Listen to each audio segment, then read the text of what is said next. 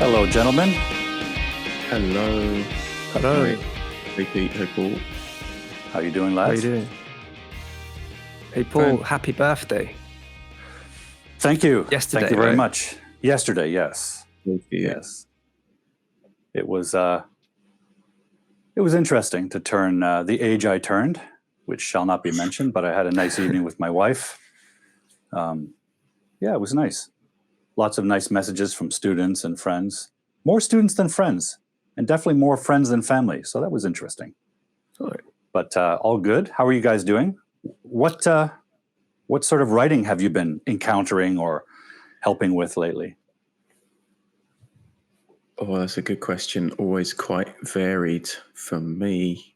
I've been doing some writing and editing for my fiction anthology book I'm working on, and a lot of blogs, really. A lot of content writers I'm working with, dealing with like scientific blogs, medical blogs, and other more marketing based stuff.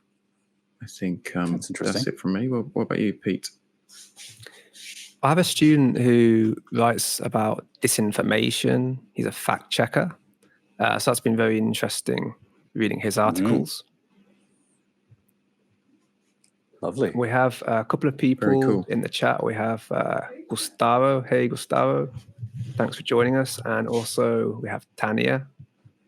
Hi, Tanya. Great. Good to see you. Thanks for joining us, folks. Yeah, And okay, where are you can watching hear us from? Okay. Say again? Yeah, Tanya said it would be great if we could speak louder. I hope people can hear us. If you want to write in the chat who is quiet for you, then That would be useful. maybe we can sort that one out. But what was your what writing were you checking, Paul, this week? I've been working with several students, but one of them really stands out to me. She's improved drastically in just the last 2 months we've been working together.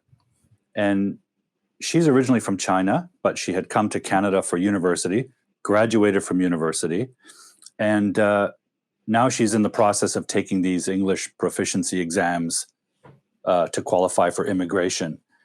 And, you know, she had basically good writing, but I would say in the last 2 months, she's really escalated it. She's really become a great writer. She's mastering structure and organization of her ideas so much better. And I'm actually kind of stunned, not more than impressed. I don't know how to describe that, but she's done really well. So, from Somalia, welcome. Oh, hello, Ali. Good to see you here. So I've been seeing a lot awesome, of Paul, essays and things like that are sort of, for these proficiency exams, they have to write these sort of imaginary survey opinions. You get offered two choices and you have to create a scenario and then argue your opinion about the scenario. So it's actually a creative writing endeavor as well, because they have to imagine the reality of the scenario and then argue for it. Like, your city is interviewing you about what it should do with the empty land next to the school. Well, you have to imagine the scenario before you can argue either choice. So it's been very interesting to see that. All right. We have Tanya's from Germany. All right. Good to get someone from Germany. Yeah. Great. And if you could, if you're watching this, if you could just put like so we can try to reach more people, that would be fantastic. Guys, what is the topic for today's event? Well, I guess we should kick off with an official introduction. For those of you who don't know us, my name is Paul, and along with my co-hosts and fellow writing coaches, Pete Posner and Phil Charter, we'd like to welcome you to this special live event that kicks off our second season of the Trouble with Writing podcast. Today, we're calling this English Errors That Will Crush Your Credibility. Now, before we get really into this topic, guys, I'm wondering if we should address the topic of what is credibility in writing, and why is it so essential to have strong credibility? What do you think, guys? Any ideas, thoughts? Do you want to go, Phil? I haven't thought about this at all, so this is off the top of my head. But I feel like credibility is what you get when people offer their attention and the ability for you to convey the purpose of your writing. So if you don't have that credibility, people aren't paying attention to your messages, they're not taking them seriously, they're not really listening and allowing you to try and get your purpose across. That's how I'd see it. So building on that,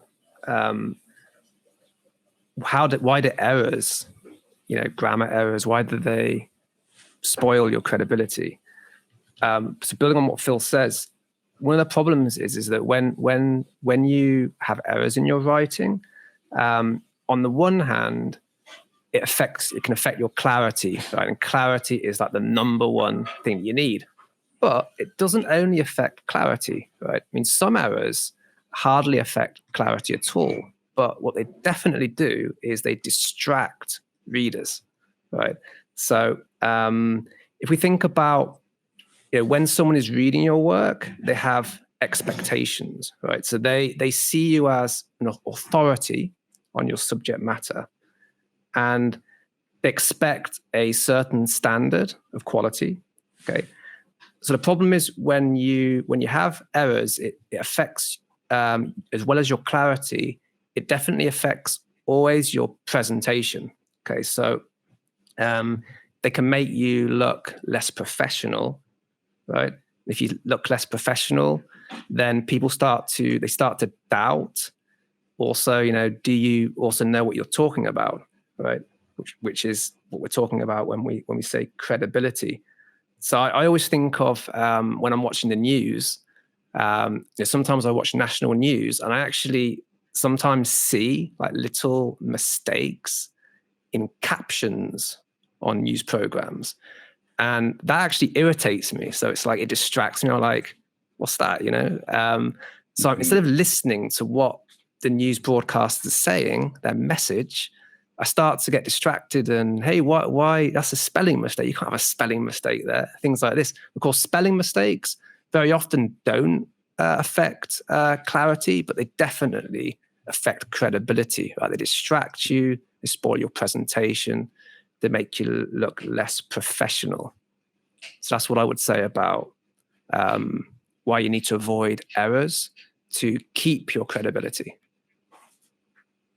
That's really interesting, Pete. Just before Paul weighs in with his opinion, I just wanted to say credibility, professionalism, authority, these kind of words that we talk about with writing, they're subjective. They're not a hard line of like, you are credible or you are not credible. And that is the challenge that we all have as writers. And I think the extra challenge that multilingual writers have is, there's an even higher barrier to credibility because of some language issues. So, yeah, hopefully that's what we're going to talk about more today. Yeah. Over to you, Paul. What do you think about this question? Yeah, I totally agree with what you've both said so far. In the specific genre I work in, academic essay writing, there's a layer in there where a lack of credibility also triggers bias. For example, if a professor, remember you're writing for a teacher, a professor, an academy, or a peer group, and if they see errors, even especially simple errors, or errors common to a certain language group, it can trigger their bias towards that language group or culture, or the fact that you're a student and you're not taking your discipline seriously. Now, these are unfortunate, but they're a reality. And I think that, if I were a professor and someone submitted a paper to me, it was full of sloppy errors, I would just think, well, they haven't taken the time to do good work. And that's going to affect the grade. Even if the content is solid and their research is solid, the credibility is going to affect their grade and probably trigger bias to of the reader. In the case of academics, your professor. And you can bet your professor takes his discipline or her discipline very seriously. And when they see that you're not, it triggers their bias, it offends them. So it's going to affect the grade, even if they're really objective about evaluating your work. So in addition to the things that you're mentioning, guys, I think in academics, there is that issue for sure.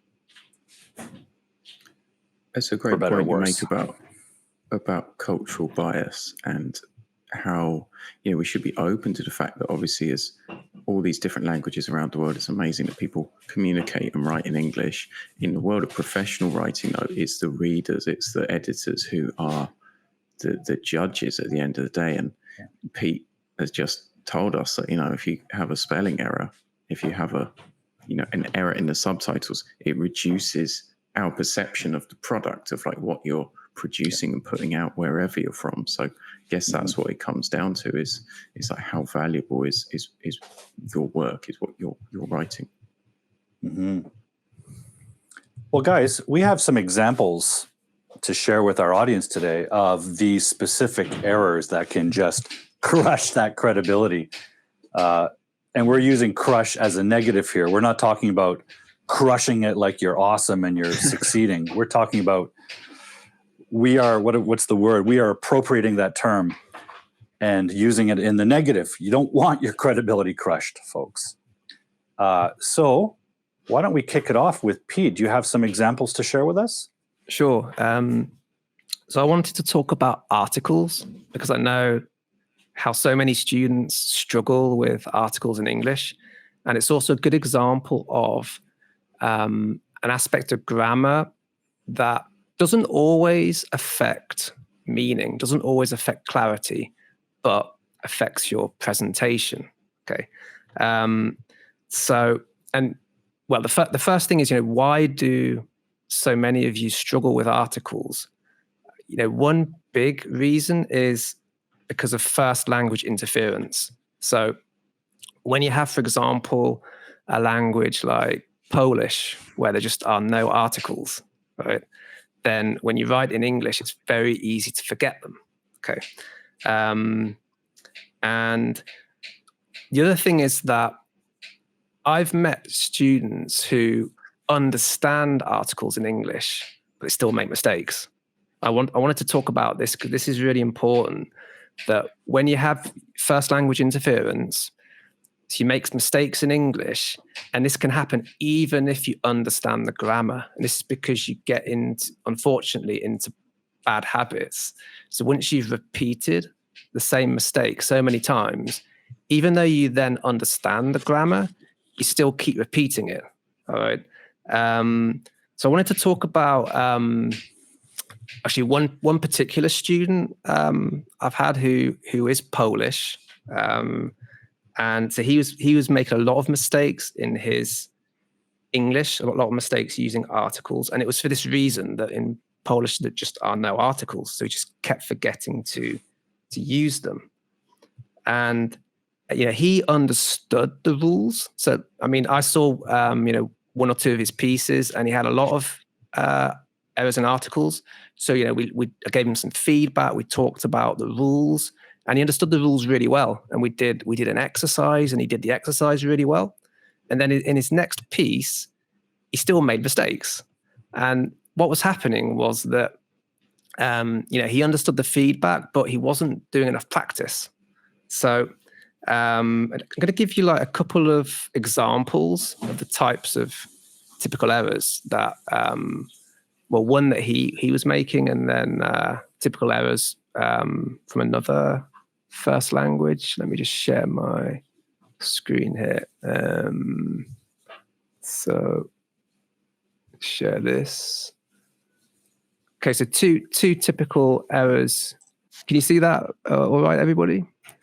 Yep. Okay, so two typical errors using articles. So this was one that my Polish student was making. So he's a journalist who writes about disinformation. He's a fact checker.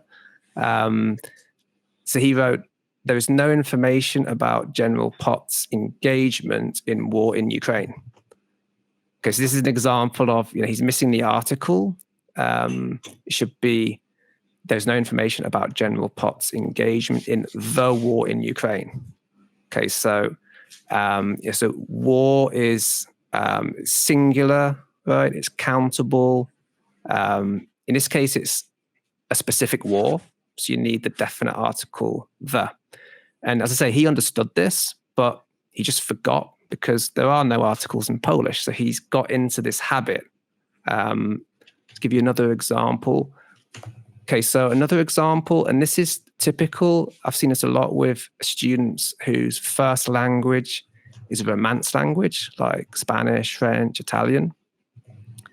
So they might write in English, the education is essential for personal growth. Okay. So here you shouldn't use the definite article. You shouldn't use any article. It should be education is essential for personal growth. So this is, when we talk about something in general, so then we don't usually use an article. Okay. And these are just two rules or two instances of using articles, and that there are others. And I could talk to you, of course, about different rules and stuff.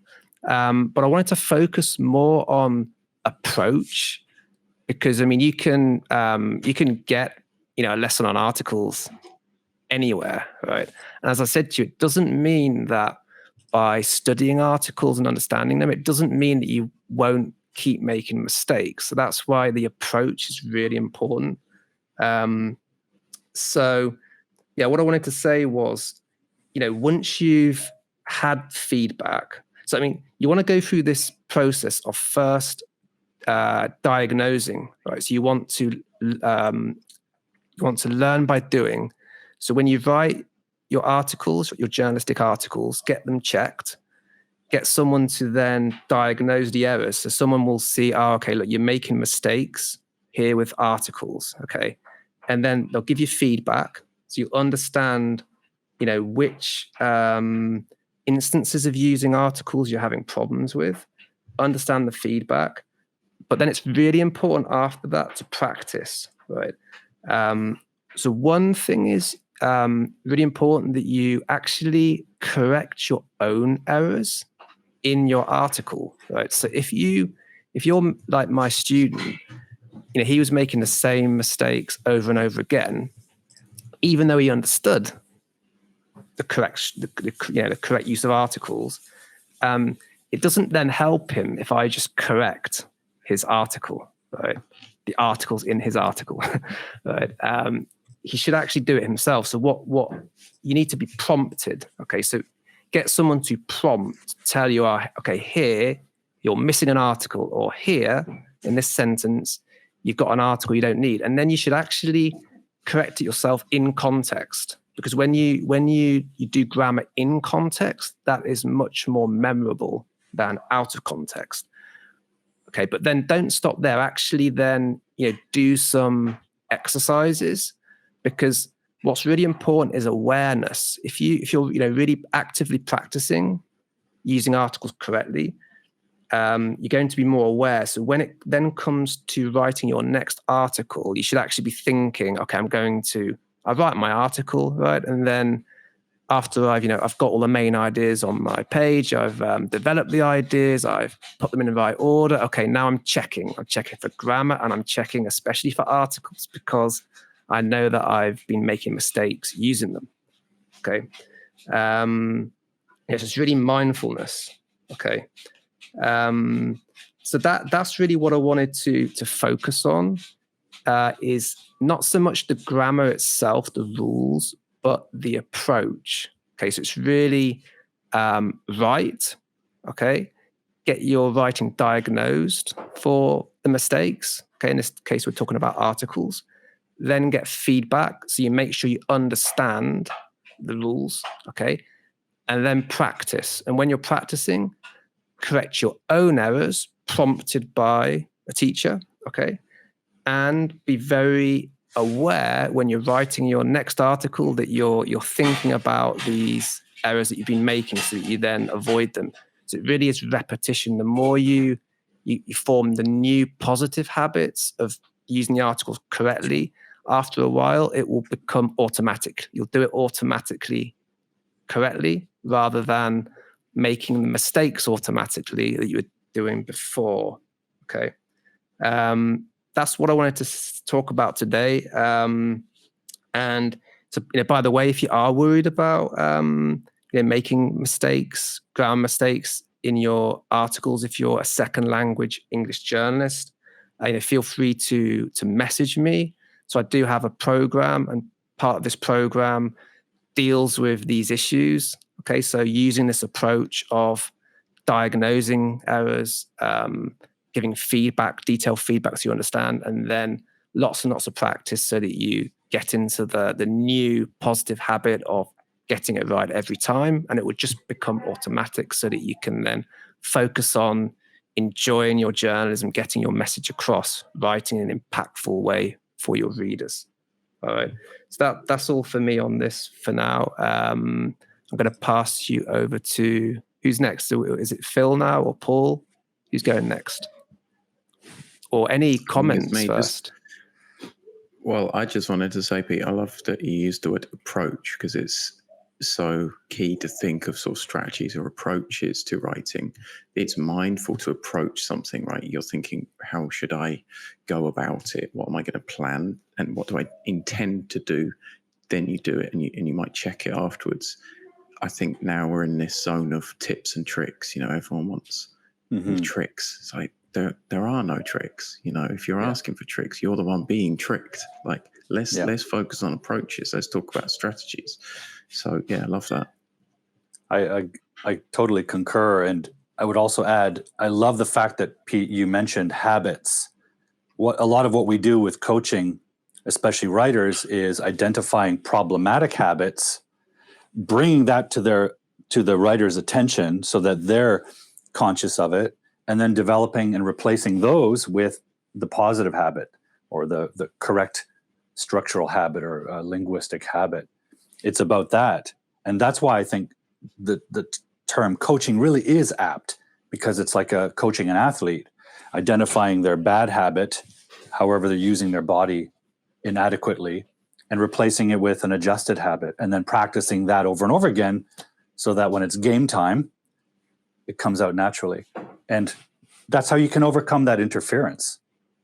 So I really like that point, Pete. So remember, everyone, that first language writers, they don't necessarily understand the grammar, right? But they write correctly because they've just always done it that way, right? It's become, it's second nature to them.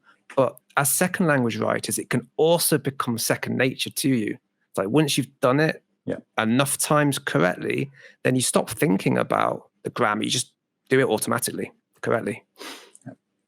I would also venture to say, Pete, that when we were children, we had some bad habits that got corrected by our teachers and our parents, right? Good point, yeah. So we've had that experience. Now it's just instinctual.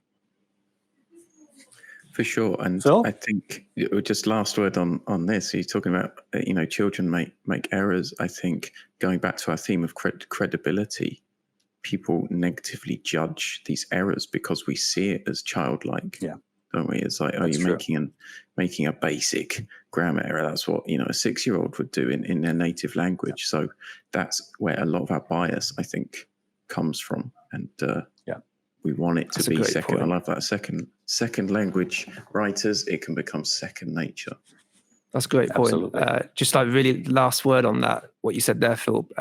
So I had a student who, and Tanya just mentioned prepositions, and he was worried about prepositions because he would make mistakes. He was, he's a digital journalist. So, they would publish their articles, quickly. And sometimes there'd be mistakes in his use of prepositions. And he'd said to me that he'd had like comments where, from his audience where he felt like he was being treated as a child. Yeah. Yeah. So true. Yeah. So what errors are you going to share with us, Phil? Just sharing them now. I am going to talk to you about content writing and copywriting that most of the people I work with write. content, which is ironic because it's not always my favorite word, but they write articles and blogs and copy. And these are just some of the typical errors that I see. I don't think they relate to any specific first language users. I see them regularly. So I just thought I'd go through these pretty quickly. The first is question words. I cannot tell you how many times I see this every day on LinkedIn, on social media, is how to or when to with a question. That's not correct. I'm going to show you the correct answer in a minute. The next incorrect question or incorrectly formed question is every influencer should buy antivirus software in 2023. Not right. And do you know where can I find the best video editors? We've probably seen these errors before, committed them before, depending on our first languages. But here's why they're not correct or how they should be formatted. So the first one, how to, if you've got a question word plus to, it's a noun clause. It's not a question. All right, so just remove that question mark. You can format it as a question, but it's more typical to have how to just as an affirmative sentence. The next one, it's syntax error. It's a word order error, right? We need to put this verb first. Should every influencer buy antivirus software? And lastly, when we ask indirect questions, this can trip us up a bit because where can I find is actually a correct formation of a question. But when we ask in an indirect way, which is very typical in British English and in polite business situations, where we don't want to be too direct and demanding, we use this form where we put a kind of tag on the front of the question, do you know? And then we put the real question, right? We want to know the information about the video editors, not whether the person knows. So the correct word order there is where I can find, right? Just as it would be in an affirmative sentence. Okay, next set of errors is one of my all-time classics, the comma splice. Comma splice is like this. It's not always picked up by AI. Certainly something I see all the time. Because of, in some languages, it's probably okay to join independent clauses with a comma, but in English, it's not. So if this is incorrect, what you'll notice is you've got subject verb, right? And then after the comma, subject verb. If you've got that, you should definitely be asking, are these both independent? Can they exist on their own? Right? I finished writing the article, could be a sentence. I haven't submitted it yet, could be a sentence on its own. So that means they're independent and don't go together only with a comma. How can we solve it? 4 options. You can use a full stop. Often this is a good way to solve the problem. You get nice short sentences. They have impact. Here, maybe not, because they're very short and they both start with I. Semicolon, not my favorite, but can be useful when we are contrasting things or showing a close relationship. Solution 3 is probably the most common, right? We want a conjunction, and, but, for, so, yeah. Any of these fanboy conjunctions, that's the way I would solve this particular one. And the last one could be to reformat the sentence, right? To use a complex sentence here. So there's no one right answer for solving a comma splice. You have options that depends on the writing style, right? But definitely watch out for independent clauses connected only by a comma. Final errors that I see are with these adverbs. These are the kind of linking words, however, thus, therefore, usually, that we are told to put into our writing. especially in high school and academia. And they're used incorrectly with an adverb like however. We need a comma after it, right? We shouldn't find it on its own, sans comma, in the middle of the sentence. So the second one here, the second bullet, is correct, right? I've replaced that that comma with a semicolon to start a new independent clause and put a comma after however. Final one is when, instead of using an adverb like however, that's been confused here with although, right? So although is a conjunction, and that cannot begin a sentence in the same way as however, right? It has to form part of a dependent clause, a clause which depends on what follows. So although the industry has been waiting for this solution for years, is not a complete sentence, right? We shouldn't have one clause sentences beginning with although or while as another typical one I see confused with however. So the fix here, you could use however, you could use a different formation for the sentence, but probably easier something like despite this, the industry has been waiting for this solution. So watch out for those three errors. Those are the three typical ones. I'm sure there are many more that you might see.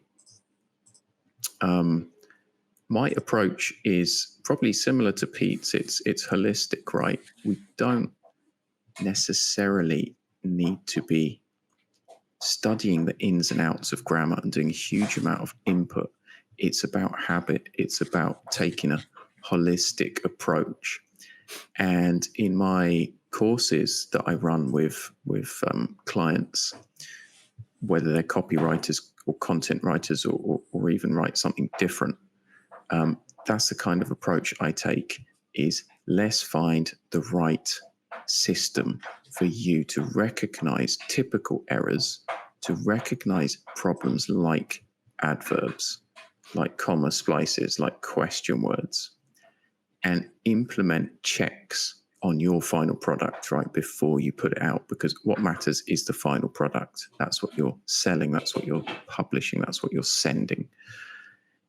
I'm launching a group course in just over a week, which is very exciting. Already plenty of people signed up. It's going to be a great cohort of around 8 writers, I think.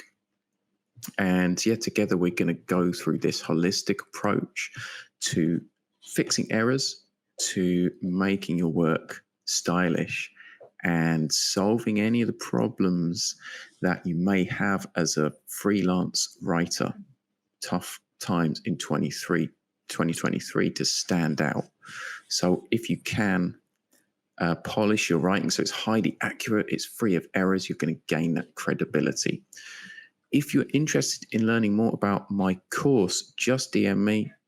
You can find information about the course on my profile, but just send me a message saying, hey, how's it going, Phil? And I will let you know what is up with the course and whether you can still join. So please get in touch. That's it from me. Thank you, Phil. That's very Phil. interesting. That comma splice looks very familiar. I see that constantly. Yeah. That's yeah, I've seen some people don't think it's important, but it is. You have to think that commas, so punctuation, it's used for a reason, right? It's not only convention style, it's actually to divide your thoughts up, right? To divide your ideas. So if you have like long sentences with this comma splice, it means that you're not dividing your ideas up clearly. So that's going to affect the clarity of your work. And remember, clarity is the number one need in writing for your audience. That's what we're after. Yeah, agree. Comma splices, watch out for them. Watch out. I'm actually going to connect something you mentioned about comma splices to something I encounter too. So if I may, I'm going to share my 3 common typical errors that I encounter. Where is it now? Right here. So I work with academic writers, high school students, college students, even professors who are publishing in journals. So credibility is very important to them. Being taken seriously as a student, believe it or not, is important because it's going to affect your grade and, more importantly, perhaps opportunities in the future. In my experience, if a professor is impressed with your writing, they kind of open the office door to you a little bit more because they see that you take their discipline seriously, the discipline that they're instructing. But as both of you guys have mentioned, it really comes down to clarity and meaning. Are you communicating the intent, the purpose, the meaning of your writing? And in the case of academic writing, are you communicating the research you've done, your knowledge of the topic, all of those things? If the writing is full of errors, it's going to erode that. It's going to crush it very, very quickly. So I want to show you a couple of errors that I see all the time. And let's look at the adjustments that we can make. Okay. Actually, first one I want to look at is the misuse of conditional modals. Now, the 2 most common conditional modals are would and could. And I've even argued in my work as the grammar detective on my live stream, I've argued that every time we use would or could, you're really invoking a conditional meaning. Even something like, would you open the door for me? A polite request. For me, even that is a conditional. What makes it polite is you're giving the power to the other person to say no, right? So you're really implying the condition clause. Would you open the door, please, if you don't mind, or if you're able? So you're giving them the power to say no. Therefore, it's still hypothetical. So the basic idea of could and would is that they convey the hypothetical or unreal result that comes from a condition that you propose. I know that sounds maybe a bit too far-fetched, but the idea of could and would is that they are expressing results that are based on a condition that isn't real yet, right? So that's what you're communicating. You're communicating something that isn't real yet. We don't always want to do that. Sometimes, especially in academic writing, we want to explain or express something that is real or that is factual. Conditional modals are not how we do that. So a very common error we can see in this example over here, the first one, Tom studies in the cafe. He could not concentrate. Well, if you say Tom studies, you're using simple present verb tense, which is what we use to explain a habit, a routine, a general truth, or a scientific fact. It sounds like this is Tom's habit or his routine. He studies in the cafe every day, every evening. But when you say he could not concentrate, you are invoking the conditional. He could not concentrate under what conditions? If what? That doesn't fit the first clause, Tom studies in the cafe. So the correct way to express that would be Tom studies in the cafe.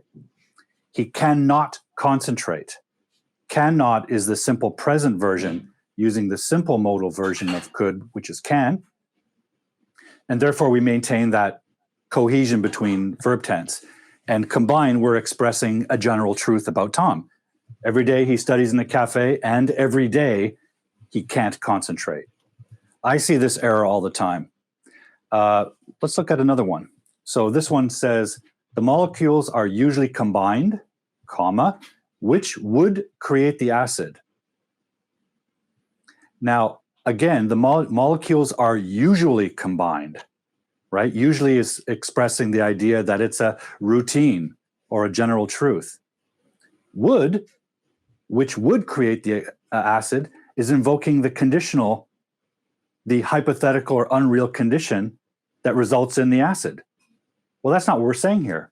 We're saying molecules are usually combined and they usually create the acid. That's a scientific general truth or fact. So the correct way to express that is the molecules are usually combined, which creates the acid. Not under specific conditions, but when they're combined, every time acid is created. So this use of could and would, when you don't mean a conditional, I see this all the time, guys. People get this confused, right? They're confusing a hypothetical, unreal possibility with a common or general truth. So if you want to express something that is generally true or specifically scientifically factual, you've got to use simple present. For example, if we're talking about water freezing at 0 degrees, well, that's always the case. If it's always the case, it's not a habit or routine.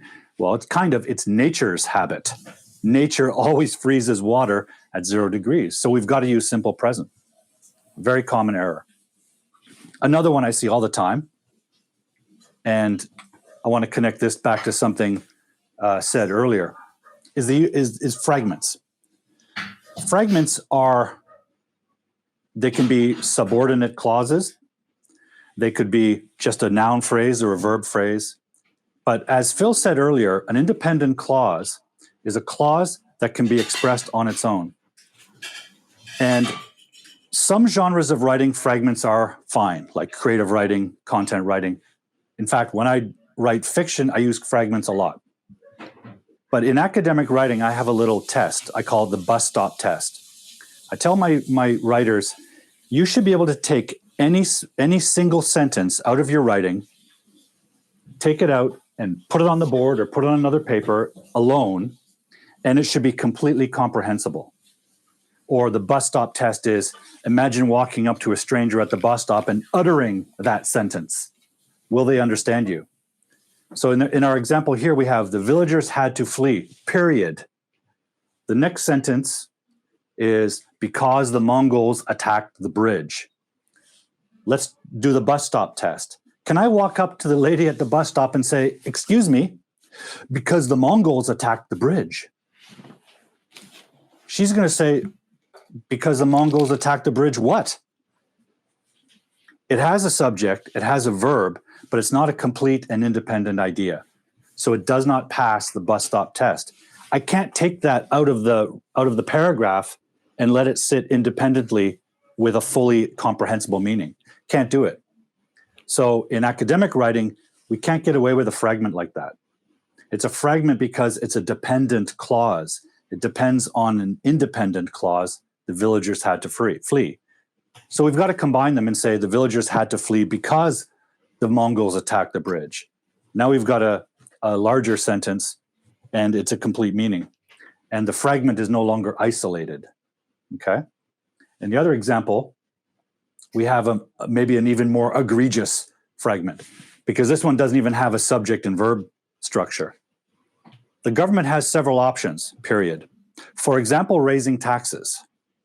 So can you extract, for example, raising taxes and put it on its own, and is it completely comprehensible? Can I walk up to the lady at the bus stop or the old gentleman and say, excuse me, sir, for example, raising taxes? He's going to look at me with ziggy eyes and he's going to say, for example of what? You're introducing an example, but there's no exemplar. So what the heck are we saying here? That doesn't pass the bus stop test. It's a fragment. It's a piece of an idea. So it has to combine with the independent clause. The government has several options, comma, for example, raising taxes. Actually, that sentence is incomplete. There should be, for example, raising taxes. It's too late to change it. Sorry, my bad. It should say, for example, raising taxes. But that, for example, introducing the example, raising taxes, a noun phrase, you can't just utter a noun phrase on its own. The people at the bus stop will not understand you. And therefore, it can't exist on its own as a sentence with a capital letter and the ending with a full stop. Can't do it. Certainly not in academic writing, but you might see that in literature or fiction or even content writing. Okay, The last one is an extremely common error, and I think it's probably the one I encounter that hurts credibility the most because it's common to certain language groups, and therefore it can trigger unconscious or even conscious bias, okay? And we want to avoid it. It's an unfortunate reality of academics, of reader-writer relationships, I think. And that is for plus verb. Now, a lot of students and writers struggle with prepositions. I host a weekly grammar live stream, and one of the questions I'm asked all the time is explain prepositions. And I always start with the same thing. I remind my readers, my writers, my learners, my live stream viewers, look, preposition has one job to do. It exists to connect nouns. Now, it connects nouns to other parts of the sentence, so verbs, adjectives, other things, but it belongs to the noun, right? It connects nouns to their relationship with the rest of the idea. And the prefix pre in preposition means it comes before the position of the noun. But in some languages, the preposition for works with a verb. It's not the case in English. In fact, this for plus verb structure does not exist in English. It's completely impossible according to the logic and syntax of English. So if you can just remember that, it's impossible. It's so elementary, it becomes really a shocking and sort of outstanding error that can really hurt and crush your credibility. So let's look at some examples. The first one, the initial conversations were held for plan the strategy. For is a preposition, plan is a verb, right? Can't have it. Doesn't exist in English. A lot of writers get the for plus verb confused with the English infinitive verb, to plus verb. And that's one of these weird exceptions and irregularities in English where to isn't used as a preposition. It's used as part of the verb, the infinitive verb. Not so with for. So this should be the initial conversations were held. Why? To plan the strategy. So we can use the infinitive verb to connect the reason the conversations were held. Not for plus verb. It's just not possible. And the other example, we must consider what is essential for eliminate so we can develop. Again, we have for plus a verb eliminate. Can't do it. It has to be, we must consider what is essential to eliminate, right? So we can develop whatever develop they're talking about. So when I have a writer who has this error, I make a point of writing a little note for them or encouraging them to make a little graphic poster and stick it on their wall. For plus verb is just impossible in English. It doesn't exist. And English grammar has a lot of irregularities. There's a lot of rules and exceptions and twists and turns. This is not one of them. This is 100% rule you can actually hold on to and build a new habit on. Anytime a student has the impulse to say for plus verb, I say just automatically replace it with the infinitive. The chances of it being accurate are 99% better than if you use for plus verb, because for plus verb doesn't exist. And when a reader sees that in your writing, right away it crushes your credibility. It really does, because they know it's such an elementary error. Now, prepositions in the broader sense, it's a big challenge, I know. But this is one you can grab onto and you can really amend. You can really amend this one. So those are my three errors that crush credibility. And I would suggest to students to pay attention to them.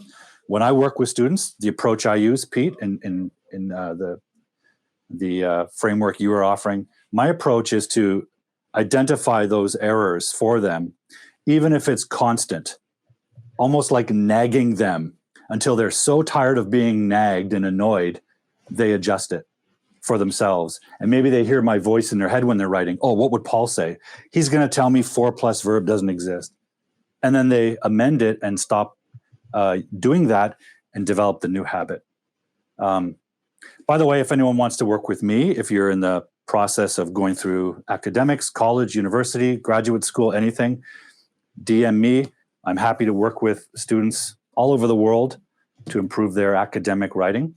Or if you write essays for a blog, I help those kind of writers too. So just DM me. I'm all over Facebook, YouTube, Instagram, all of that stuff. And we'll put our links to all of our stuff in the description box of the recording, won't we, guys? That's all I have. Thanks, Paul. Hey, that example with the for plus verb, that error. So it was initial conversations were held for plan, right? That and Phil will relate to this too. We both live in Spanish-speaking countries. Yeah. It's a typical first language interference from Spanish speakers. Yeah. So one little tip would be very careful when you're translating grammatical structures from your first language to English, because it's a sure way to develop these bad habits of getting the wrong structure. Yeah, the languages don't correspond directly one-to-one, do they? Exactly. I really like the way you described prepositions with the pre and the connecting to nouns. I've not heard it explained that way before. It's got a real gift for simplifying grammar. And so, yeah, nice job on that. And just added into the chat a useful tool that I recommend. It is a site where you can plug in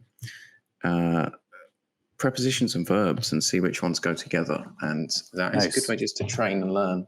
But yeah, I'd reiterate what Pete and Paul both said about it's about being conscious of errors and about doing it yourself. Right. There's no point sort of looking in a book and memorizing things. It's about doing it yourself and learning those prepositions bit by bit. But yeah, I totally appreciate the difficulty, because sometimes they're just different, right? Between languages. In Spanish, you might use por, and in English, you might use by, which is, well, that's not a great example because por can be two things, but sometimes in languages they're just different, right? They just use a different one. What do you guys think about when your writers ask you, well, why should I be mindful of grammar when I can just plug Grammarly or other sort of AI generated checkers? Even Google has one. How do you account for that? Grammarly can make mistakes too, right? So you don't want to depend on an app that can also make mistakes. Be one thing.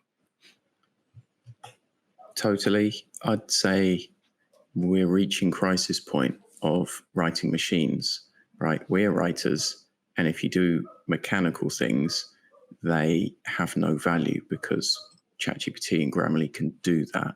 What we need to be doing as writers is focusing on the expertise of input. And I don't mean prompts. I don't mean ChatGPT prompts. I mean, how do we understand deeply the language and the content that we put together? That is our intention for the reader. That goes together. Yes, the machine can do some of the checking. It can do some of the creation, even in a mechanical sense. But if you can't do those things, if you don't understand what's going in to the machine, then your value as a writer in 2023 is much, much lower, and you're in the danger zone. So that's why, learning grammar and learning the elements of sentences and how words connect together in English is crucial for any writer, be them native speaker or not.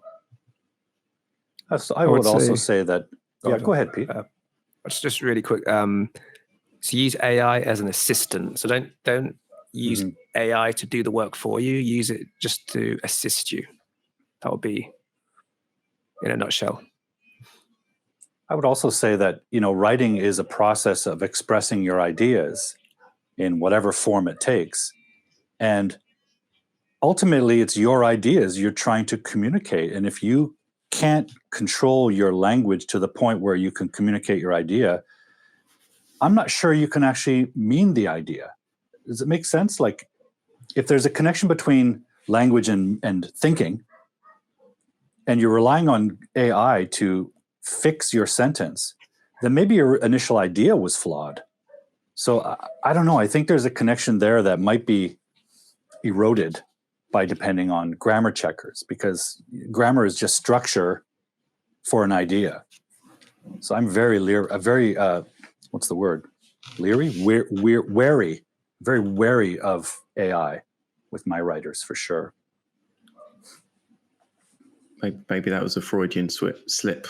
I think Paul so. saying you're weary. We're near the end of our show, aren't we? We're running out of time. But have we got any questions or any comments that we can get to? We might have to get back to a few people because, as I say, we're running down on time. But maybe there's a couple that we can chat about quickly. Yeah, let's see here. Guys, do you have any questions out there? Let's see. I did see one question, Paul, about I saw one question, Paul, about cannot. Should it be one word or where's two? that now? Cannot, not cannot. What do you think? I've seen debate about this. Well, I've seen both. Yeah, go ahead. And can't, of course. I think this one's simple. The contraction is a little bit more informal in its use. We use it in speech. But as far as this little controversy, what do you guys prefer or favor in the UK? I think together is more common. Yeah, and I would agree. But I also looked into this debate, and I believe that both are accepted. But yeah, like do what's most common. So I would use cannot together in the long form, and then if you use the contraction, it depends how formal you want to be. So if you want to be less formal, use the contraction. Mm-hmm. I see in Canada, Canada's kind of stuck between the UK system and conventions and the American. To be honest with you, I actually prefer separating the words because can is a modal, not is the negative, and following that is going to be the verb, right? Like I cannot understand.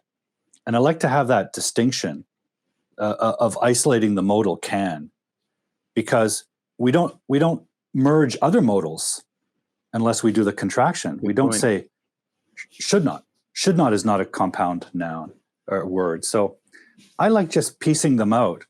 However, having said that, the cannot, the first example, is widely used here.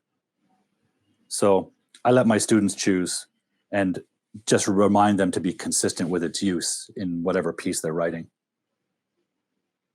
We have another question here, I think. Good point. I think that mystery has been solved. We had a few more questions about prepositions, I think, but yeah. There's also one from Guy. He has one. He says, "I've read recently. I have never." Oh yeah, you got it up there. Well done, Paul. Yeah. I read recently. I have never spoken a word in my school, even when I tried with all my might. Can you explain the last sentence? So I'm not sure if you mean there explain what it means or explain the grammar. In terms of what it means, even when I tried with all my might, so even when I tried as hard as I could, right? That's an interesting one in terms of what Paul was talking about in terms of fragments. So that last one's a fragment, right? Even when I tried with all my might. So depending on if this is more formal academic writing, you shouldn't have that as a fragment. It should be that even when. That introduces a dependent clause. So it should be joined onto a main clause. But it would be acceptable, as we talked about before, in less formal writing. Okay, so it could be used in fiction, content writing, copywriting, sometimes in journalism, it's acceptable. Yeah, it's the problem of fragments nothing too. To add on that one, you nailed it, Pete. Absolutely. One thing I think also might add to confusion with that fragment is the use of the word might. A lot of learners are familiar with might as a modal, like it might rain. Here it's actually the noun, meaning strength or power, with all of my strength, right? Good point. That could be a piece of the confusion as well. We have a question from Eunice. Sometimes I don't know whether a word is acting as a preposition or as part of a phrasal verb. I used to do and I'm used to it. So in the first example, I used to do, that's infinitive verb, to do. To plus verb, that's infinitive verb. And the second one is I'm used to it. That's a classic preposition. To, preposition. It is the noun, right? As I said before, the prepositions always precede the noun.